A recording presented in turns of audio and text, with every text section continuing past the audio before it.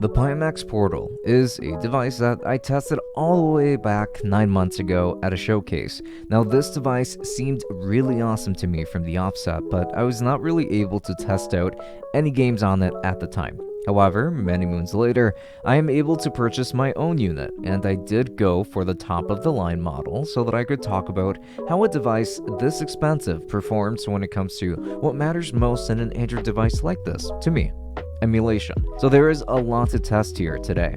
Introducing the Pimx Portal QLED. Let's go ahead and dive right in.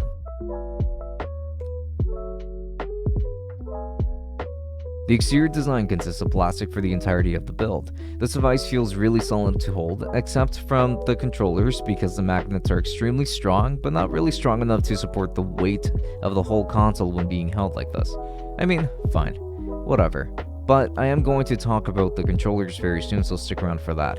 The build is very good though, overall, and although this is a strong build, we're not looking at that thick of a device really. This is actually pretty reasonably thin. On the top, you're going to find a micro HDMI port, an exhaust vent, sleep-wake button, and a micro SD card slot.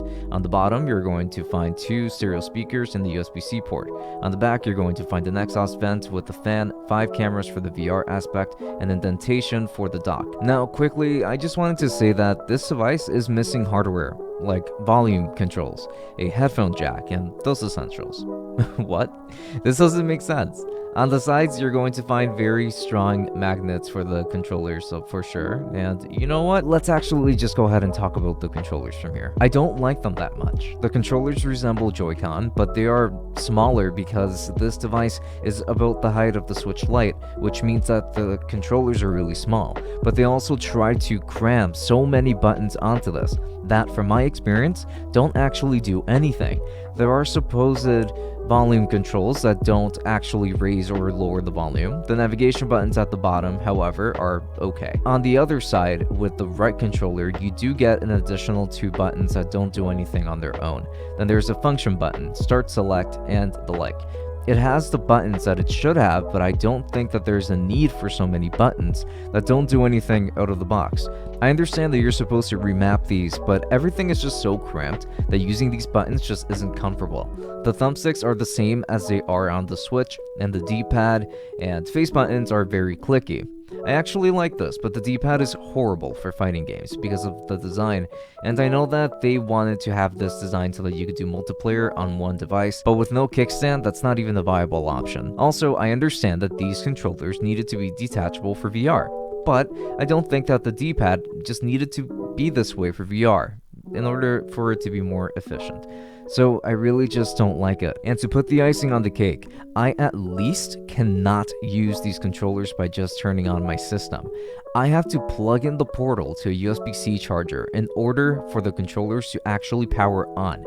This is horrible for portable play because you won't always have a charger with you, obviously. So these controllers are bugged out to me.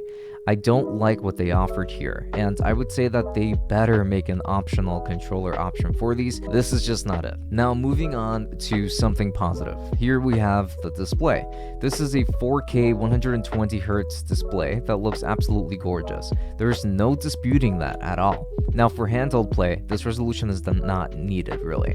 You should only want this device to play games, but otherwise, as a device like this, you really should just want to keep this at around 1080p 60, at the very least I do when it comes to the emulators and all. However, this display is absolutely beautiful, even if it is a battery hog, which is another reason why I ended up lowering the resolution and refresh rate.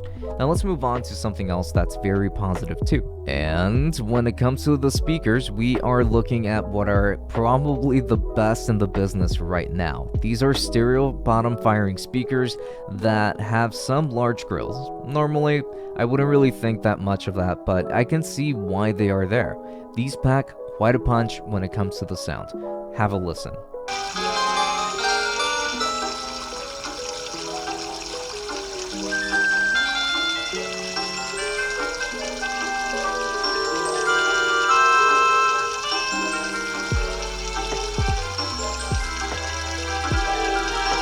Now when it comes to specs, here we are looking at a Qualcomm Snapdragon XR2 8GB of RAM, 256GB of internal storage, and the like. This device should feature more RAM considering the asking price, and probably more storage as well. To be honest, this does seem like it is slightly lacking, but just slightly, I guess, because in practice, this is actually a powerhouse. So it is running on Pimax's own front end, which is fine for handheld play, of course. I don't mind it, especially since you do get the Play Store, at least I did when I purchased it, so I was able to download a different front end to run my emulators from. I used Reset Collection for mine because I really like it, though I do struggle to set defaults on this device because the software seems really limited in some ways. When you go into the settings, you don't get your typical Android experience, but you get Pimax's curated experience. Things are in places where you would not expect to find them at all, and the labels are just strange. You want to update your software? Well, that's somewhat of a tall order because I cannot find the option to do so unless a prompt shows up for me on screen. But that's only one example. Generally speaking, I am not a fan of the Portal settings options in terms of how they navigate, but when it comes to working around performance and how much you can squeeze out of the Portal, this does offer a quick menu that allows you to make your own tweaks here and there, like volume and things like that, but you also do get the options in the settings. Now, I did want to note that while this device is a 4K 120Hz capable device, we just won't be needing that high of a resolution for emulation. So I set my Portal to 1080p 60 at all times, and it's just going to reflect better in games. Let's go ahead and dive right in. Actually, before we go ahead and do that, so right now I can only talk about the gaming performance as is. No VR test will be done with it because the VR unit is not on retail yet, so I can't really get my hands on it.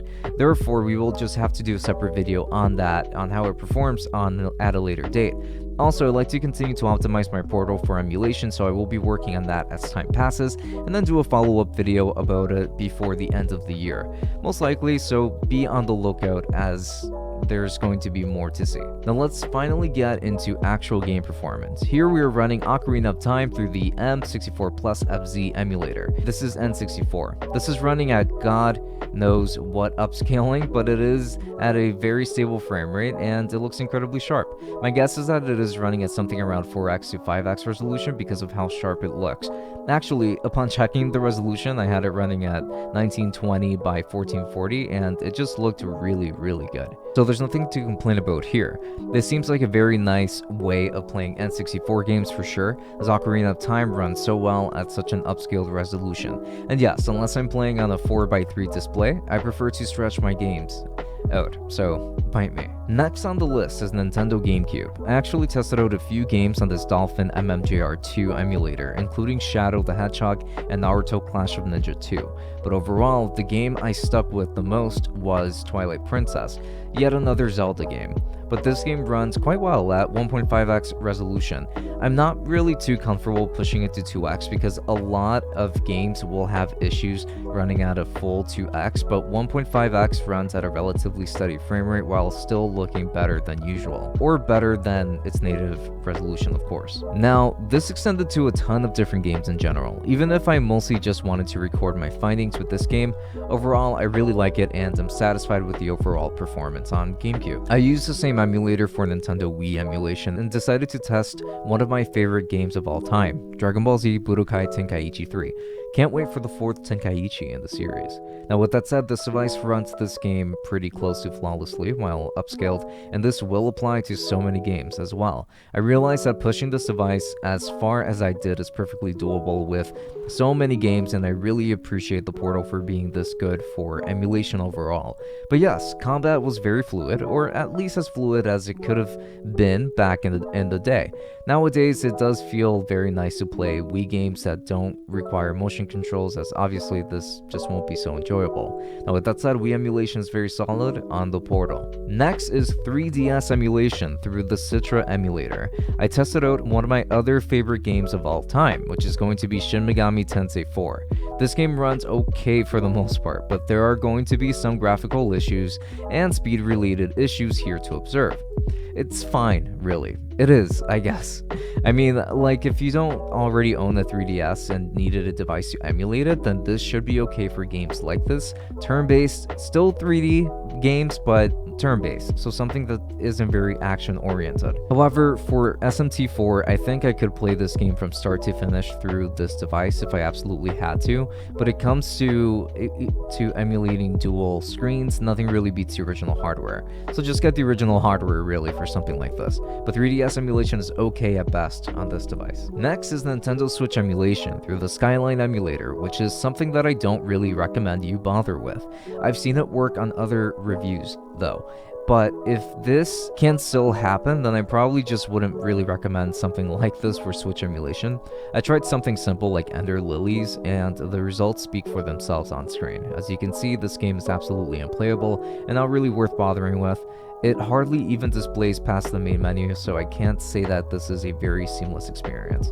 I would stick to the original hardware here as well. Then I went with Dreamcast to move away from Nintendo for now. I tested out Sonic Adventure 2 on the Redream emulator and it ran flawlessly.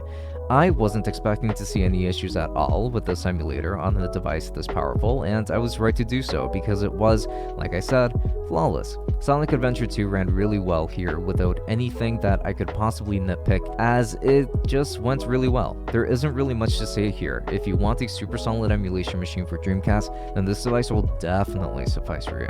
PlayStation 1 emulation through the DuckStation emulator is really fantastic. At around 5x upscaling, you can push games like Valkyrie Profile to look and run absolutely beautifully.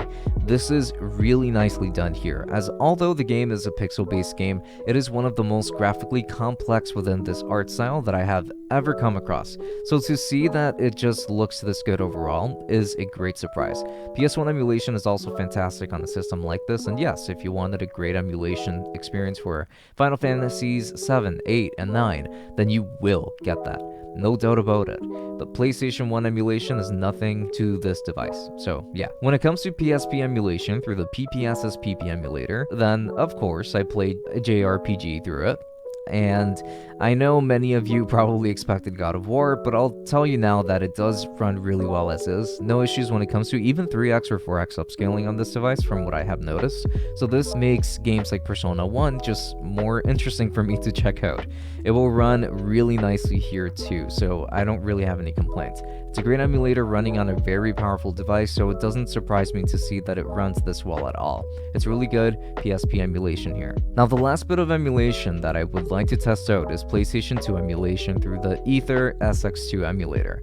Most games will run fine at 2x resolution, but some games will require that you drop them to 1.5x for optimal performance, and a select few will still require that you drop them down to 1x to make sure that they will run at all times. With that said, that won't be the case for too many games, and something like Dirge of Cerberus will run mostly well at 1.5x, but the cutscenes run very slowly, so I had to drop it to 1x. However, at 1x, a game like this will run really well, or at least as well as you can expect it to run. Not a lot of issues here, and this is really good enough for me. I mean, I can't complain much about the current state because all PlayStation 2 games that I tested here were completely playable on this device. Now, when it comes to Android performance, something like Octopath Traveler, the mobile game, will run really well here too. I also tested out Diablo Immortal and Black Desert Online on this device to getting really great results, so I'm pretty happy to announce that this has been a really solid experience when it comes to Android gaming. I think they did a really good job here, and I really look forward to seeing how good the VR aspect is when that is available on retail eventually. Battery life is going to be pretty good on this device as long as you're willing to make the same concession that I made on it to preserve battery. I put this device on 1080p 60 at all times except for VR, which won't matter for this review in particular. However, battery life is pretty good with you getting maybe around 5 hours of gameplay depending on the system that you're trying to emulate.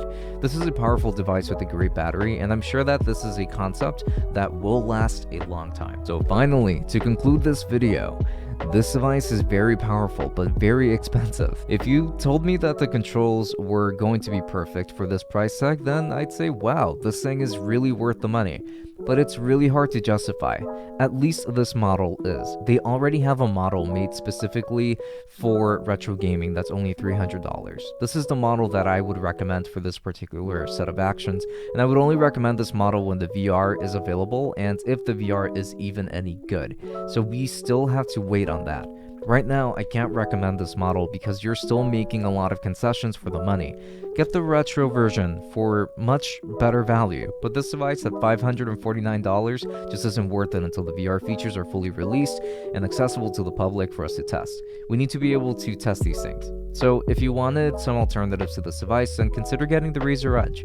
It is not cheap, but it is still another alternative for mobile Android emulation. But if you were set on the Portal, then at least use a different model, a more affordable model to look at. So it's a tough recommendation really, but the lower end models should do nicely for you.